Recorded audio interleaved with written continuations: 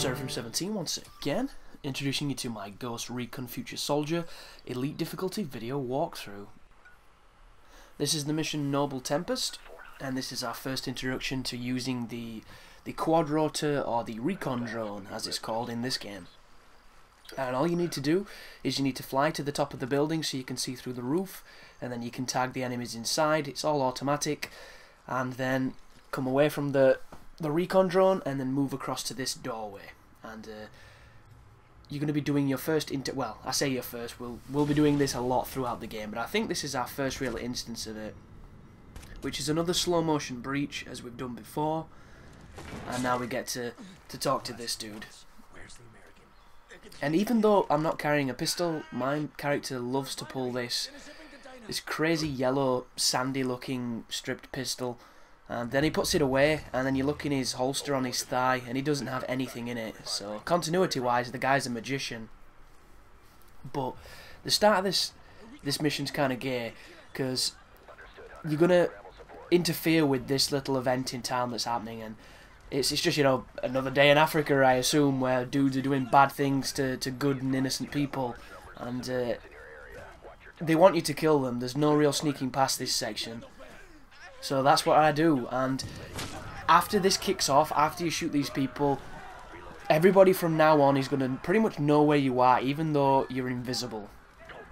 And it doesn't say engaged on the screen, I don't believe. It's just a section where apparently you've got to go balls to the walls and people know you're there. So I'm just cruising along, all nice and cloaked. There's the engage, even though I'm fully cloaked, and we've got to shoot some dudes. So I assume that this is one of those moments where the game wants you to go a little guns blazing and put an impetus on moving forward. But use your magnetic goggles to see through the trucks and things, to always know where the enemies are, and do not do this when I'm doing. You should always shoot people before you melee. I just decided I wanted to punch that dude. But keep on moving down the street, keep on stripping people down. And it's going to come to another section towards the bottom of this area where it wants you to use the Recon drone again. And the only problem with magnet vision when you're using a standard rifle is you can't shoot through cover with it, and it's really tempting to try because you can see the dude squirming behind it, but it doesn't really work. But keep on moving forward towards the awesome looking UI in the sky. And you're going to trip a cutscene as we come towards these pipes here, because we're going to be moving on this massive courtyard. But before you can see that, it wants you to do this. So this is the tutorial on how to use the UAV's camera. So fly the bad boy over here, mark these guys. There's one more guy to the left. He's just next to this tree. Don't know why I'm flying over there. He's just there.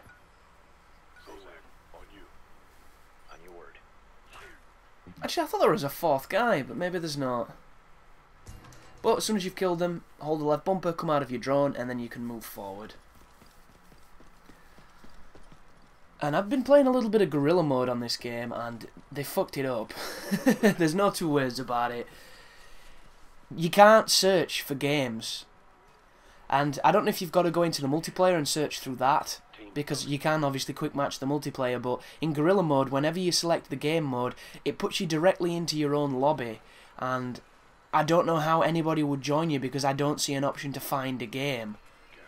So it must be one of those things where you need to know the people that you're inviting into the game, which is kind of really bullshit. It's exactly what Halo did with ODST, and it killed Firefight, because you had to know the people. And that kind of sucks when your friends aren't online.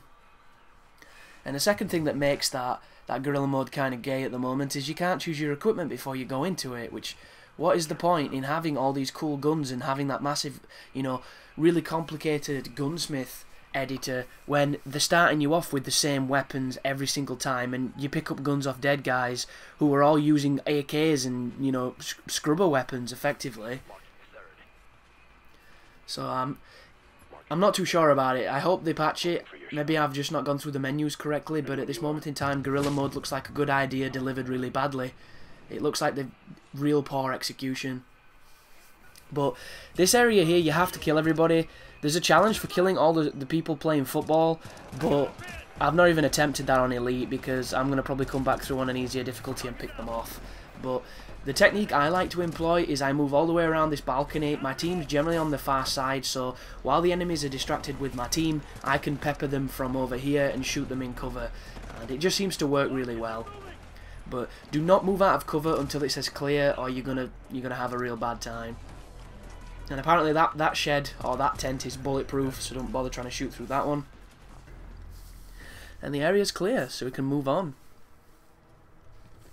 But it's a pretty long game, this one, and I'm actually having I'm actually having laptop issues. So my laptop's overheating when I record, when I render, when I do a lot of things, and I think it's because of how much I've hammered it lately, so I might need to give it some respite. Oh, by the way, this is the part that I died a couple times on when I was recording, and didn't even realise it was even remotely challenging the first time through. So I assume it's just luck. You just want to try and shoot these guys as quick as you can, and hopefully they'll not shoot you faster than you shoot them.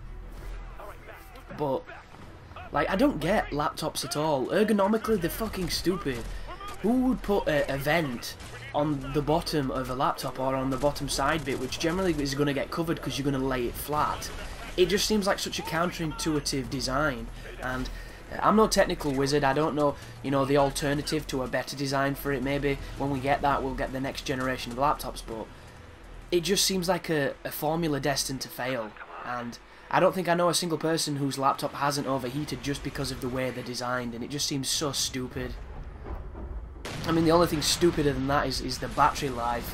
That's just ridiculous and redundant.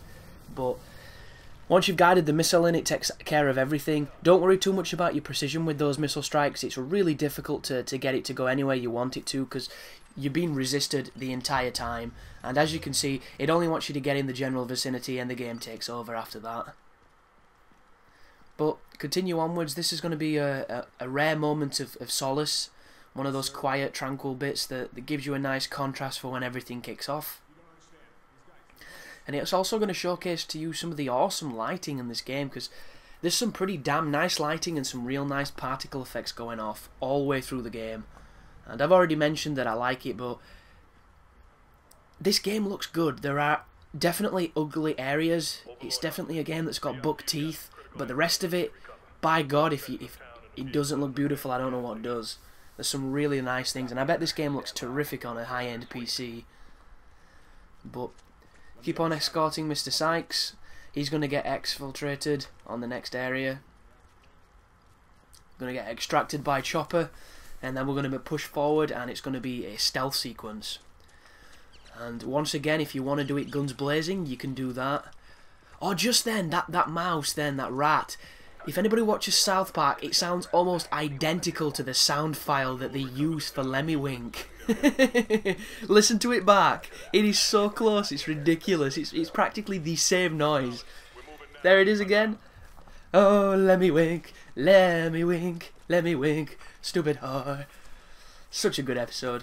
But this is the cutscene when the chopper comes to pick him up. There's going to probably be a crossfade to get us to the next section where we control, because I'm trimming out all that good stuff. There you go, precious cargo achievement unlocked, and we can continue onwards.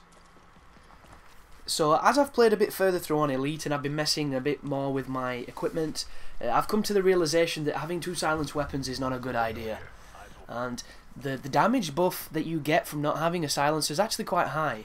As soon as you put it on, they take a couple more shots than they normally do, so I would actually advise your main weapon to have a suppressor on it, and your secondary weapon, your submachine gun generally, to be the gun that doesn't, that has a muzzle brake.